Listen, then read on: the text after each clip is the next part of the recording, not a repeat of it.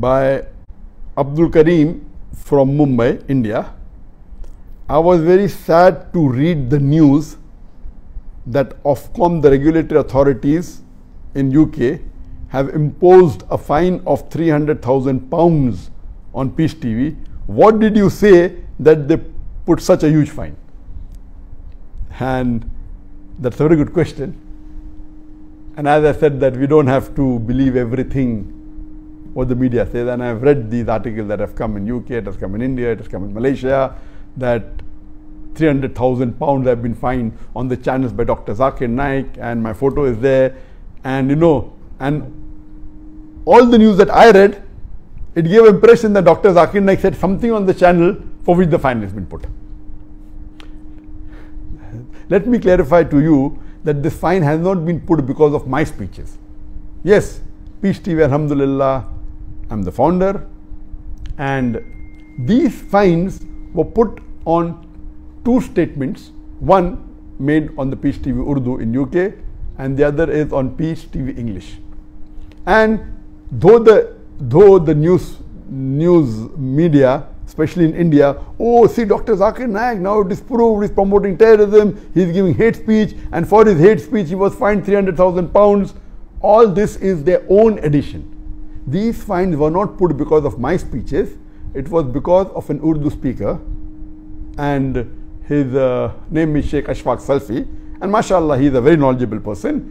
He, in his talk, he mentioned the punishment for people involved with black magic. And black magic is considered as the third major sin in Islam. So what he was doing is giving an Islamic view of black magic and the punishment, which didn't go very well with the Ofcom, and they imposed a fine of £200,000 for this particular sentence of Ashfaq Salfi, Sheikh Ashfaq Salfi. The other is a speaker, Imam Qasim from USA, and while he was criticizing the homosexuals, for that criticism they imposed a fine of £100,000 for his criticism. Let me tell you at the outset, Alhamdulillah, never ever have I been fined anytime, anywhere in the world for any of my speeches, Alhamdulillah. But the media gives the impression as though, you know, okay, now he's been fined, etc., etc. And let me give you the background. That Peace TV started internationally all over the world in January 2006. And officially on the B Sky B in UK, we went on air on the B Sky B in 2007. And within the couple of years, it became the most popular Islamic satellite TV in UK. So much so that the head of the counter-terrorism department, Charles Farr, he sent a person and he approached me and he said that, can you help us to reach those Muslims who we cannot reach, because you are very popular, you are the most popular Muslim speaker in UK and your reach is very high, so can you help us? And I told them, yes, I know that there are some misunderstanding about Islam in the UK government, and I'm also aware that there is a misunderstanding amongst the Muslims also. And I told him, I'm willing to help you as long as you do not ask me to do anything against the Quran and the Sunnah, number one, and number two, I don't want your money. That was in 2009. But later on, next year, maybe after a few months, the government changed and the Labour lost and the Conservative came to power in 2010. And the moment they came to power, at that time, the Home Secretary was Theresa May, who later on became the Prime Minister, and now she had to resign. She went out of the way to show that she was very strict, and she asked that who is the most famous speaker, Muslim speaker in UK, and my name propped up. Okay, fine. We have to prevent him, we have to stop him, we have to extradite him and, you know, exclude him, and so on and so forth. So she made every effort, and I was supposed to give a series of lectures in UK, and she prevented me from coming in, and that's the story. So what we come to know here, that the people in the government servant was the same. Charles Farr, the head of the anti-terrorism M5, he objected, saying, how can you prevent Dr. Zakir from coming? He doesn't promote terrorism. But no. So it is what we realized, more of a political move. It wasn't because I was promoting terrorism. They started picking on my lectures and getting my sentence out of context, and they prevented me from coming. We did a case against them. We won in the lower court, but when we went to the court of appeal, you know, to fight with the government is difficult to win. However much honest they will be, it's difficult.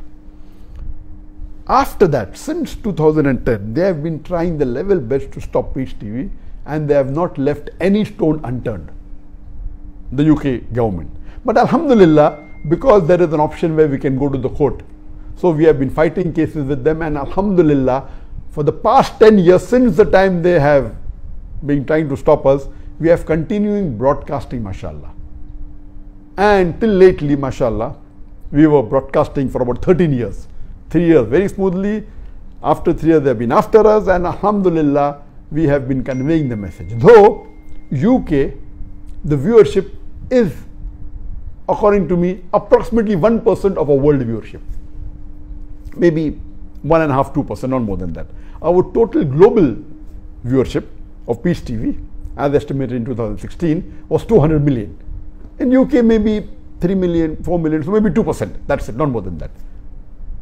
So, in terms of volume, it is a very small, but we want to continue because it's a Western country. UK has its advantages, has its name, so we want to continue, and we did continue, mashallah. But in the last 10 years, they have been picking up on various of my speeches and trying to prove it is illegal, it's not correct. But Alhamdulillah, so far they have not been able to put a single fine on any of my speeches. We have used lawyers, we replied to them, but they were successful a few years earlier to take objection on one of the statement of Dr. Israr Ahmed. And may Allah grant him Jannah, Rahimullah. He is a very great Dai, mashallah. And they took objection on speech. And after that, they have been harassing us, but we have been continuing. As a person, we have to clarify our stand. And lately, about maybe 1.5 years back, or maybe 2 years, they took objection on 5 in one day. And these objections are not taken by the viewers. Previously, in the first 3 years, maybe once in a year we had objection by viewer, we used to reply and there was no problem at all. But lately, they have been monitoring our channel and trying their best to pick out something which is, according to them, is against law. So about 2 years back, they picked up 5 of the speeches, part of the speeches objecting, out of which these 2 speeches they have put fine on. That was not immediately. They gave us and it wasn't a remark made by any viewer. It is by the authorities themselves, they are monitoring.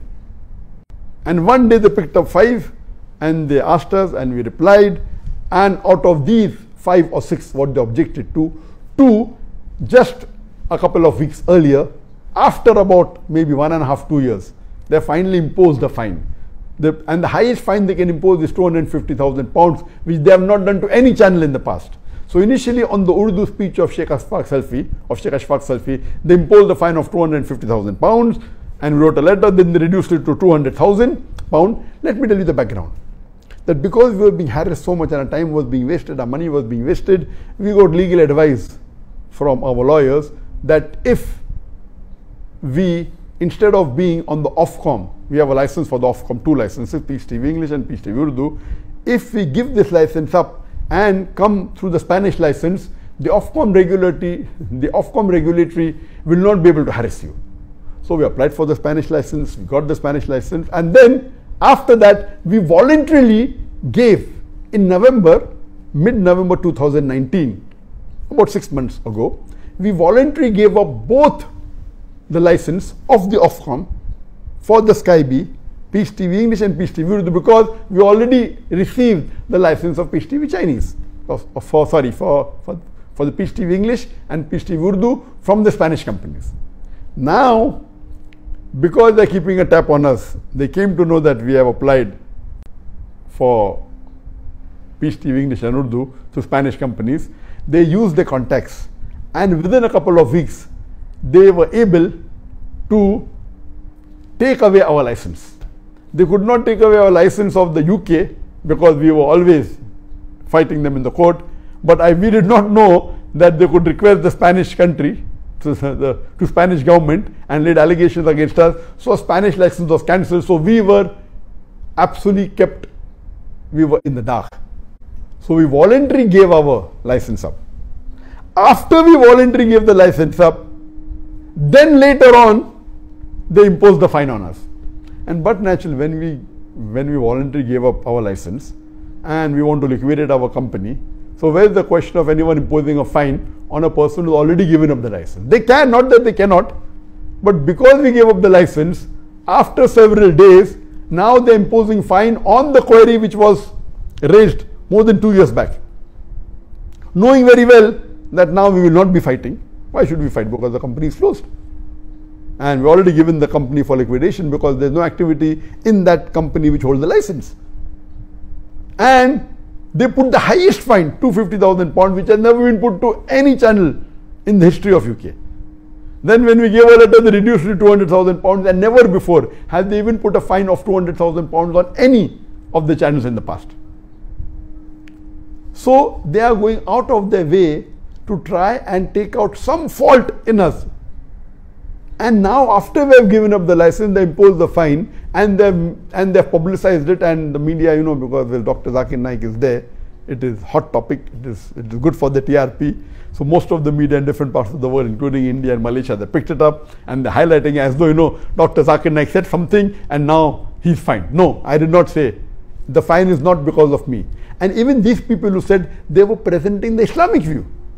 According to me, I feel the view that was presented by Sheikh Ashfaq Salfi regarding the third major sign, magic in Islam is haram, is correct. And I have decided today morning, and I've told my team to contact the legal team, and now inshallah we will challenge the fine of the UK government in the UK court. We'll have a judicial review. We'll challenge this fine, though it's not on me, it's on other speakers. If the company is liquidated, the company cannot pay, so we will not go in any financial loss, even if you don't challenge. And that's what they thought.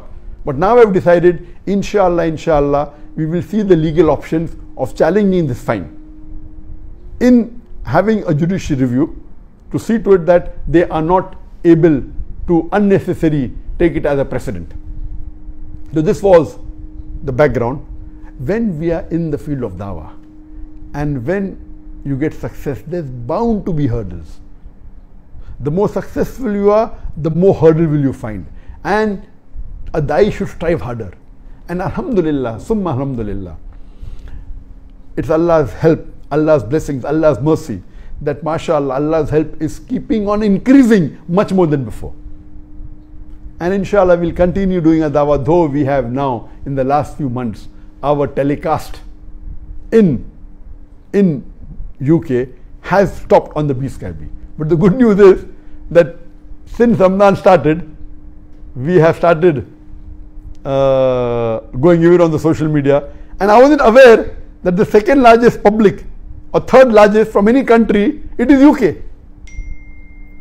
And on the Facebook it said 3.5% from UK. With 1 million people came, 3.5%, mashallah, 35,000 people watching. It's good numbers, mashallah. So Allah has other ways, and this is much cheaper. So we will continue delivering the message of peace, and inshallah continuing telling the world, all over the world, inshallah, more than 200 countries, through satellites, through our social media, through Facebook, through YouTube, through Instagram, we'll deliver the message of peace so that people know what is the real message of Islam and what does this religion of peace want to convey to the world.